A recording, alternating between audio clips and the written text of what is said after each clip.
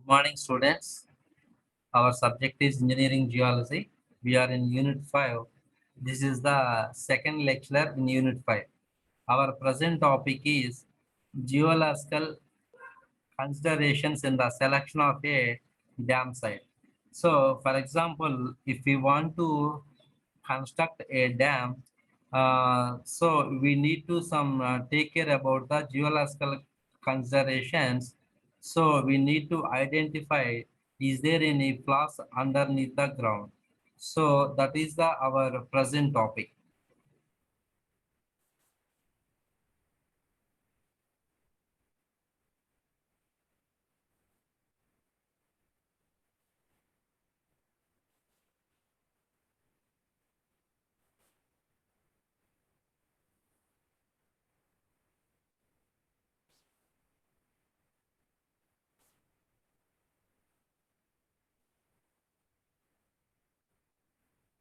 Guys, actually, uh, before going to geological considerations in a selection of the dam site,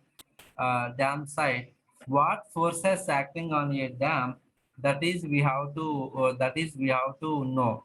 So which forces acting on a dam is self weight is the 1 point, water pressure, uplift pressure, earthquake forces,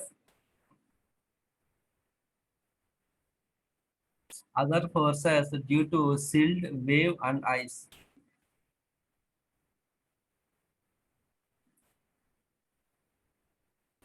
So guys, here, so regarding these geological considerations, so four items is there: narrow river valley, occurrence of bedrock at shallow depth, competent rocks to offer a stable foundation, proper geological structures. Here guys,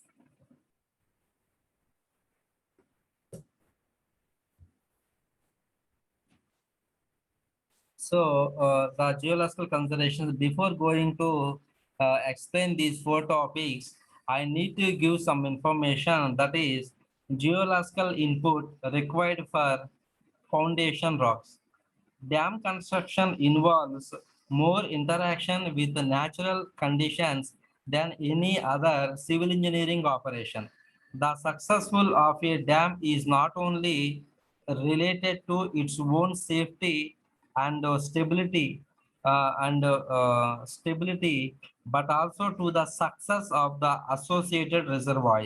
In other words, after construction, if a dam stands firmly but the reservoir leaks profusely, the very purpose of the dam is lost. In such a case, the dam may be technically successful but virtually a failure. Therefore, utmost care is needed in planning for the success of both the dam and the reservoir.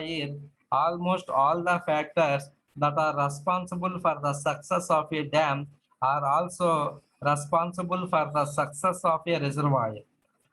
The role of a geology is multifaceted and includes crucial factors like the site selection for a dam and also the selection of dam type.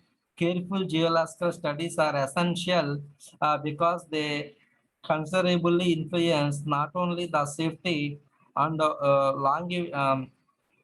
longevity of a dam, but also its cost. Here, the geological factors for suitable site for dam foundation is competence of foundation rocks, geological structures, thickness of overburden, width of river valley, availability of suitable material in the vicinity of a dam site for its construction.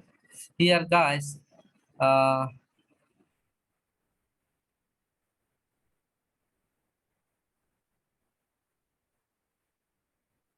width of the river valley or narrow river valley. Here, guys,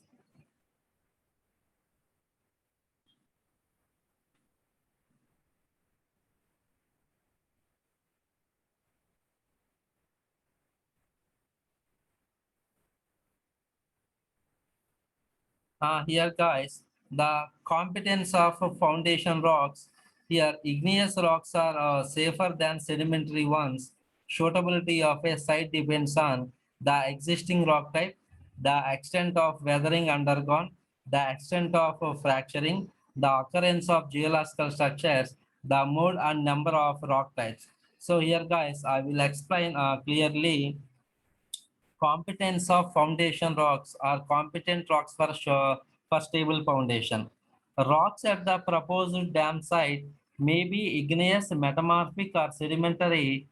Igneous rocks and their metamorphic equivalents occupy 90% or 95% of the crust, but on the surface they constitute only 30% granites and basalts being the most common. The remaining 70% of rocks on the surface is sedimentary and their metamorphic equivalents. Among sedimentary rocks, uh, shales account for roughly 80%, sandstone 15%, and limestone 5% respectively. So it is obvious that shales, sandstones, and limestones, which are undesirable, have relatively more chances of occurrence at a given place than granites. The following factors decide the suitability of a site to serve as a foundation for major dams. Type of rocks at the dam site, extent of weathering, occurrence of intrusive rock bodies, and extent of fracturing and the nature of strata. Here, guys, the type of rock at the dam site, extent of weathering, occurrence of intrusive rock bodies, extent of fracturing, and the nature of strata also very important. So we need to discuss here.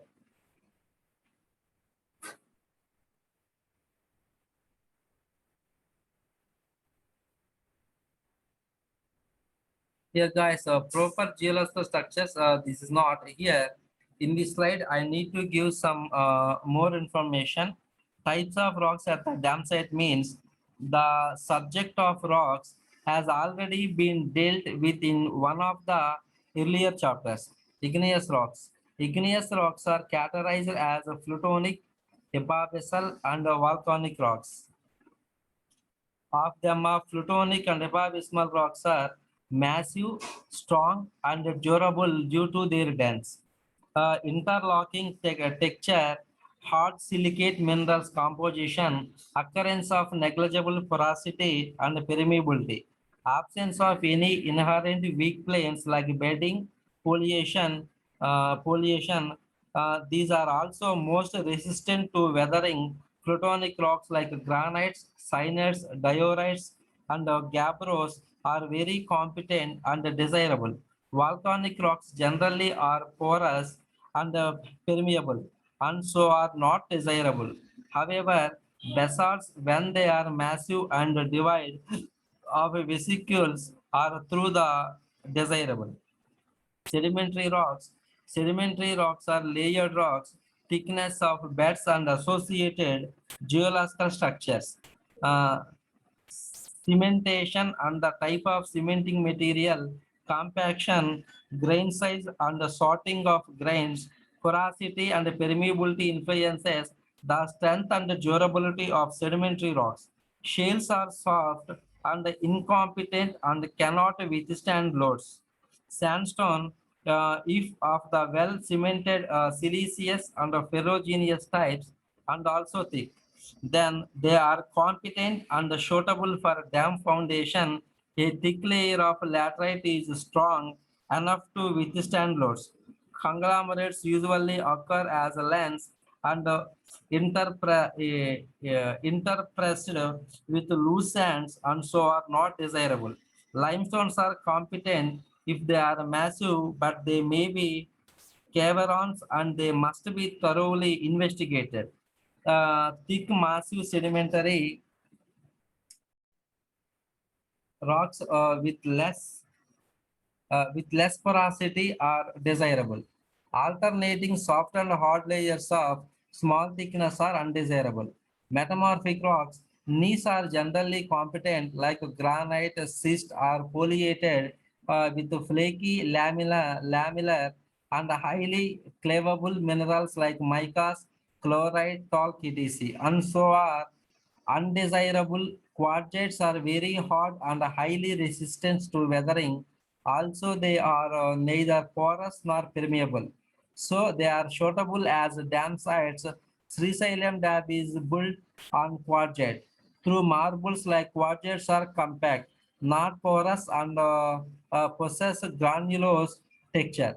They are unsuitable because of their composition. Slates or fillets bear a typical slaty cleavage. These rocks are soft, slippery, and weak and are undesirable.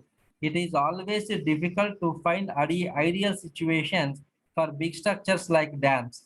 A site with suitable rock type may be found, but at some places there may be pockets of intense weathering or joining. In such situations, the area is improved by grouting or plugging. These compressive stress at the foundation of even a large dam rarely exceeds 40 kg per centimeter square, and the maximum till now is 70 kg per centimeter square. The compressive stress of igneous or metamorphic rocks is never less than 500 kg per centimeter square. When this factor is considered, igneous and metamorphic rocks are always suitable unless they have other structural drawbacks. Even sedimentary rocks like sandstones, when they are thick enough, are also capable of withstanding such loads. And also, guys, here extent of weathering. The subject matter of weathering is already treated. The subject of matter of weathering is already treated in one of the earlier chapters. It is process of decay of rocks. Top layers of rock become soft and lose their strength. They also lose their original appearance and color. Joints and other fracture planes are common in rocks, and weathering in these zones is intense and deep, making rocks soft and incompetent. Along shear and fracture zones, weathering is more intense and deeper, and such zones are to be identified, and if necessary, they have to be remedied by grouting or flagging. Occurrence of intrusive rock bodies. Intrusive rock bodies are those that penetrated later into the originally existing country rock, and they occur like belts or dikes, veins, and lenses. They differ in age and are younger. All kinds of rocks are found as intrusive, but mostly ultra basic rocks like dolerite and quartzite, the most common ones. They totally differ from the country rock, and thus they are heterogeneous. They are different from the country rock in many ways. They differ in mineralogical composition, texture, strength, and age. These bodies, in the process of their intrusion, bake and shear the surroundings. They weaken the rocks. The contacts between the dikes and the surroundings rocks may cause leakage. In such cases, grouting is to be carried out. If the dike is thin, it may be removed by excavation and the place is plugged with concrete.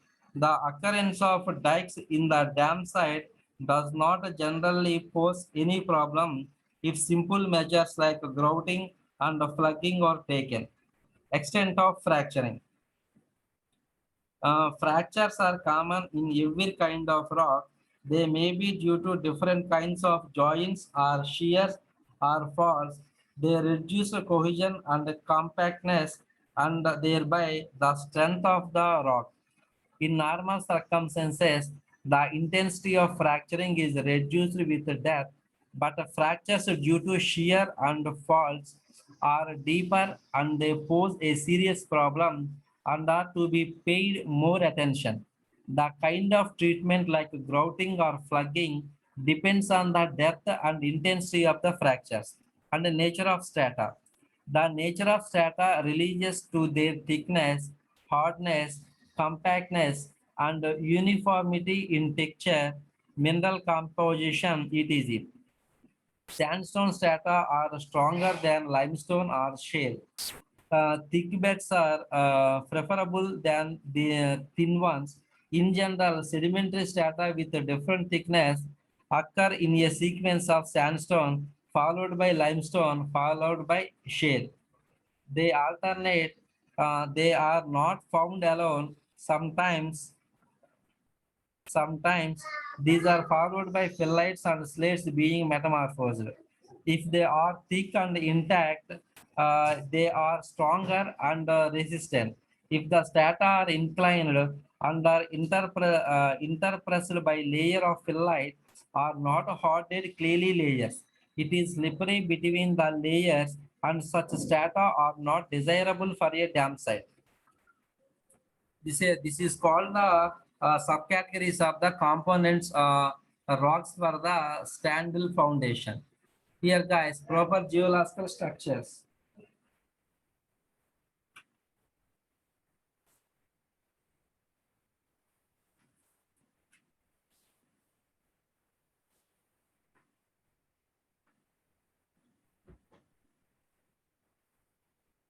Here guys, the proper geological structures means undisturbed strata, disturbed strata, tilted beds, folded strata, faulted strata, and jointed strata. Here guys,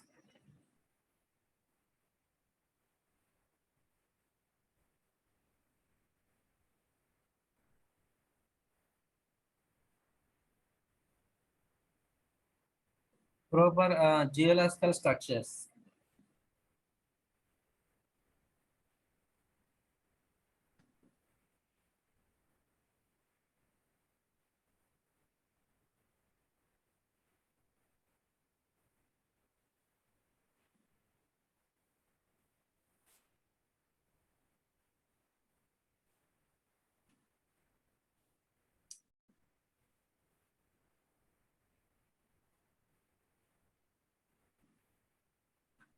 Here guys, in a narrow river valley or width of the river valley. Here guys, narrow valley means smaller dam is required and hence a lower cost. Defective valleys include deceptive narrowing due to thick superficial deposits, narrowing due to rock outcrops, presence of soluble material like gypsum renders the rock unsuitable. Here guys, I want to show something. Narrow river valley is of economic consideration. If the river valley is narrow, only a small dam is required. To that extent, the cost of the dam comes down. On the other hand, if the valley is wide, a bigger dam is required and correspondingly the cost increases. In deciding whether a valley is virtually narrow or only it apparently looks narrow, care has to be taken in the investigations. Thick superficial deposits such as residual soils and talls conceal the river bottom. In glaciated regions, moraine, sand, and gravel, which have been partly eroded by the river, deceptively make the valley narrow. So, critical observations are needed at the time of the investigations.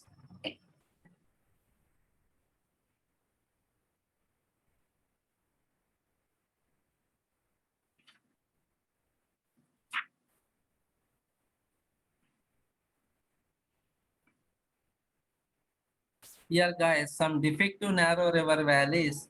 You observe my cursor here. A. This is the residual soil. This is the river. This is the talus. This is the rock.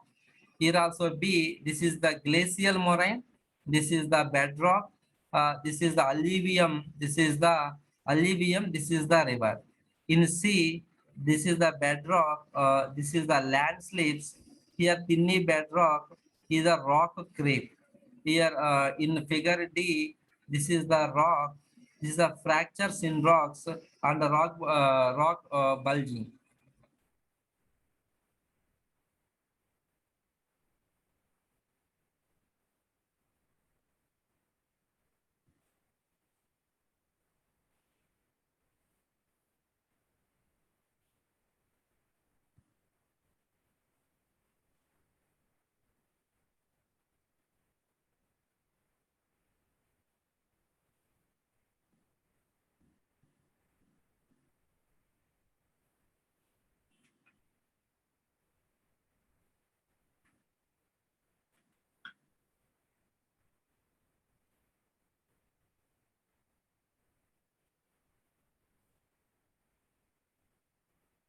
Here, guys, after narrow valley, occurrence of the bedrock at shallow depth also important. In this, the presence of strong bedrock near the surface reduces the cost of the foundation. The site should be explored using electrical resistivity or seismic refraction methods to assess the nature of the bedrock. The presence of buried river valleys the presence of buried river valleys, huge boulders gives rise to problems as they are composed of loose material.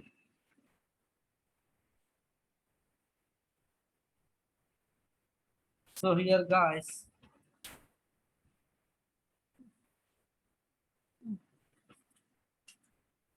the geological structures here in proper geological structures, undisturbed strata, disturbed strata, tilted beds, folded strata, faulted strata, and jointed strata. These are things we need to discuss in proper geological structures. This is called, guys, this is the undisturbed.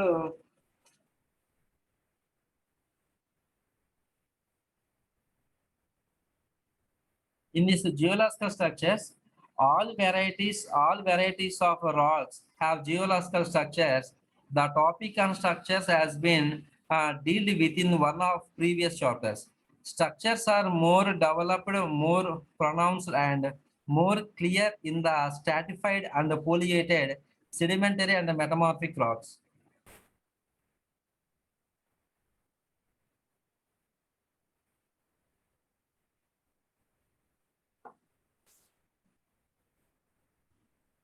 Now, here, guys, structures in the rocks are as important as the rock properties for durability and long life of a dam.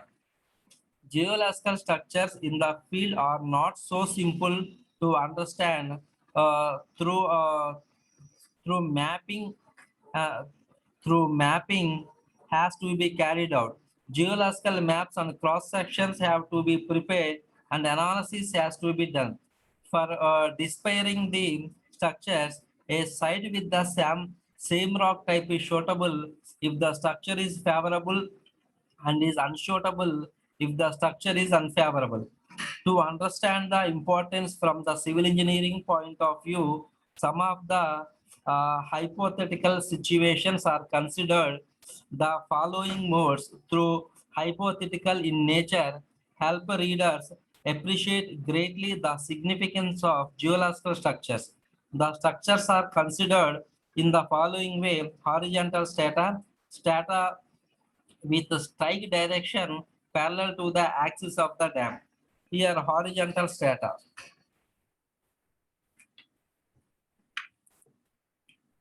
If the dam is on the horizontal strata, the entire dam load acts perpendicular to the bedding plane.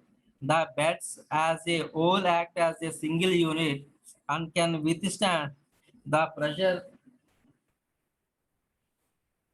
with full competence. Also, the compressing weight of dam prevents seepage. Thus, leakage is checked and uplift pressure is avoided. Am I in this? Uplift pressure is avoided. This is a safe situation for a dam site. My in this strata with strike direction parallel to the axis of the dam. Strata with the strike direction parallel to the axis of the dam.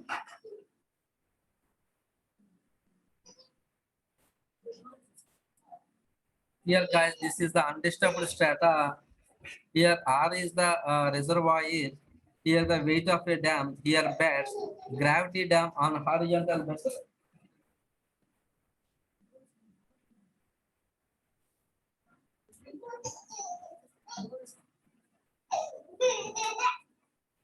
Dam on beds inclined in the upstream direction. Excuse me guys.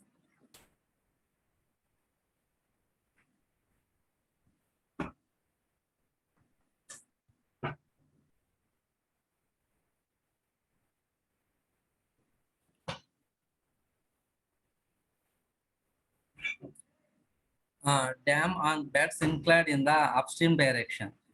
Reservoir weight on a dam, thrust resultant force, here the gentle inclination, here a reservoir, this is the steep inclination.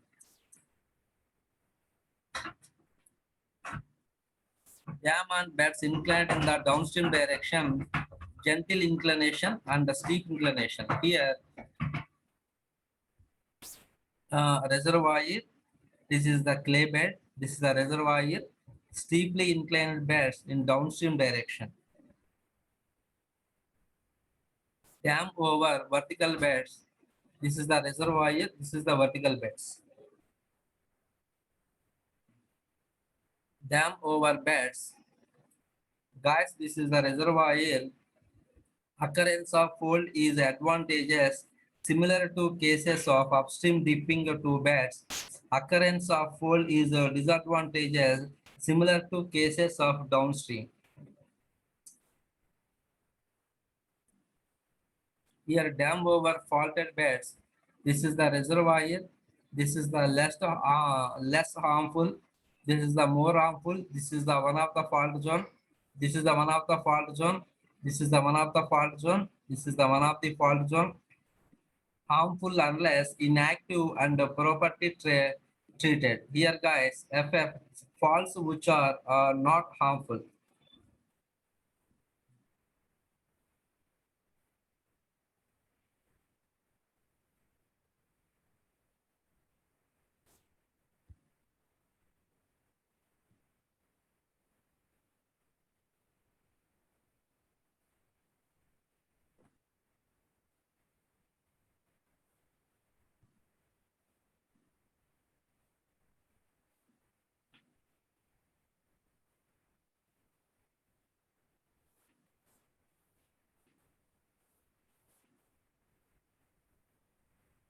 Here, guys, some and availability of suitable material for a construction in the vicinity of the dam site also important. Availability of suitable construction material in the vicinity is one of the crucial factors. A dam requires enormous amounts of materials like stone, gravel, sand, and earth depending on the type of dam. This is of economic consideration. It is obvious that the closer is the availability of the construction material, the lesser is the cost of the construction. Some important dams in India is the Hirakud Dam is the one of the important project. Srisailam Dam, Nagarjuna Sagar Dam, Bakra Nangal Dam, and Idukki Dam. Idukki Dam. So guys, here finally,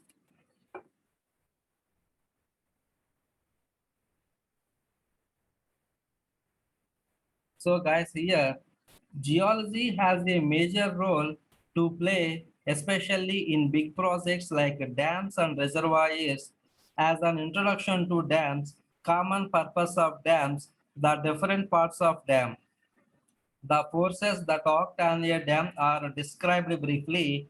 Dams are broadly classified as concrete dams and earth dams based on the material used for construction.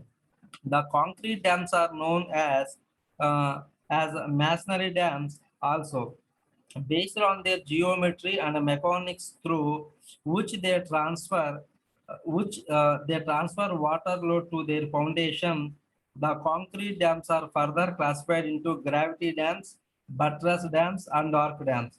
The earth dam also are divided into the earth fill dam if the material used is predominantly earth and rock fill dams. If rock is more if rock is more in the material used, these dams are explained with illustrations. The geologic input required for foundation rocks are the competence of foundation rocks, geologic structures, thickness of overburden, width of the river valley, and availability of material in the vicinity of construction. Competence Competence of foundation rocks is decided by the type of rock at the dam site, extent of weathering, occurrence of intrusive rock bodies, extent of fracturing, and nature of strata. Suitability of igneous, sedimentary, and metamorphic rocks is briefly explained. Geological structures play an important role in selection of a dam.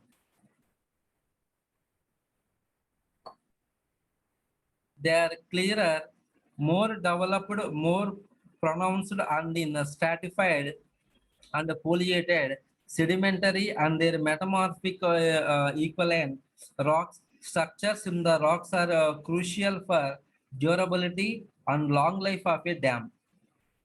A site with the same rock type is suitable if the structure is favorable and is unsuitable if the structure is not favorable.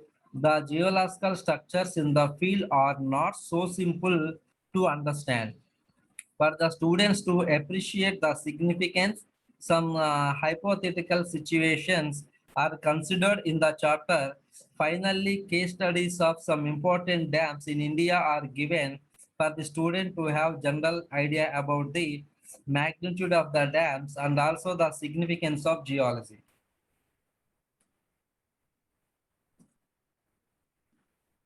Thank you guys. Today we completed the second topic of this unit. Thank you guys.